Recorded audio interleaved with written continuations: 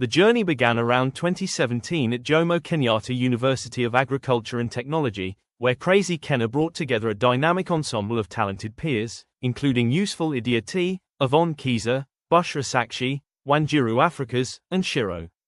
Driven by shared passion, they pooled their minimal resources and created highly relatable comedy sketches focusing on campus life, church dynamics, and youthful relationships. Dear Lord, I have not been faithful with my words. But Lord, if you bless the work of our hands today, whatever we'll get will go straight to the church. I swear, Lord, 50% of the earnings will take back to you to do your work. During the global lockdowns, their distinct comedic timing skyrocketed them to absolute internet dominance across East Africa.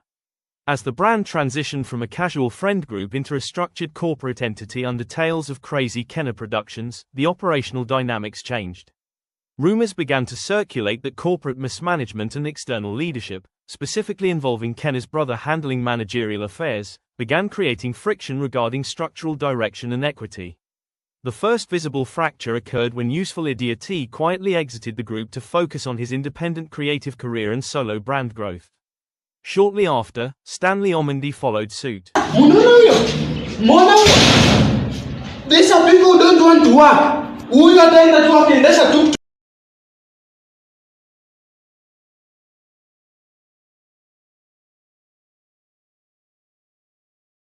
At the time, both departures were publicly framed as amicable transitions driven by a desire for individual brand building, masking the internal tensions brewing within the remaining team. The underlying friction completely boiled over into the public eye in July 2023. Fans noticed that the remaining female cast members had completely stopped appearing in new video sketches and had simultaneously unfollowed Crazy Kennar across all social media platforms. The digital severing was immediately accompanied by a wave of highly publicized, cryptic messages from the cast. Crazy Kennar posted a stark, broken heart graphic with the caption stating "Depression is real." Yvonne Kiza fired back on her Instagram stories, writing about toxic people acting as the victim. Wanjiru Africas posted a message stating that men can leave you in the desert with no water, alongside captions urging women to unapologetically fight for their respect and space. Following weeks of intense speculation, members from both sides eventually sat down for media interviews to set the record straight. Wanjiru Africas shattered the rumor that the ladies walked out on the brand by clarifying that they did not leave willingly. Instead, their official working contracts were unexpectedly terminated by the production house, bringing an abrupt halt to their 6-year run.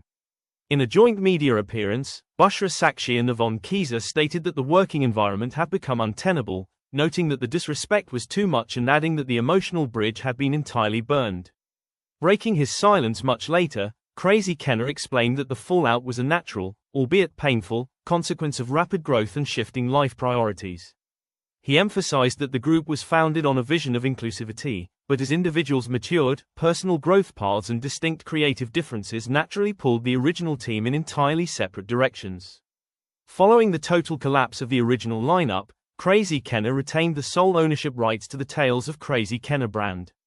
He subsequently put out a public casting call to scout a completely fresh team of actors and writers, successfully rebuilding his content machine while the former members continued on independent trajectories in the digital creator economy.